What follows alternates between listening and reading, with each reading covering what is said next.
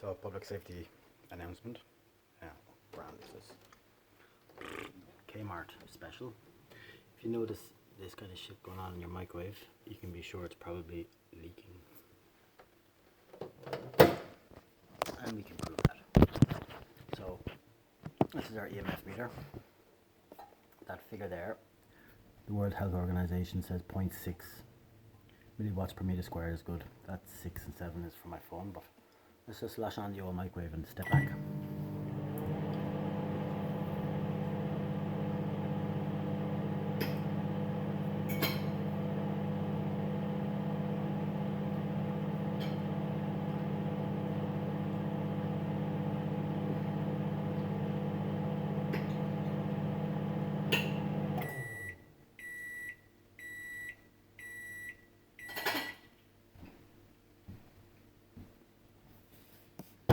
Bin it.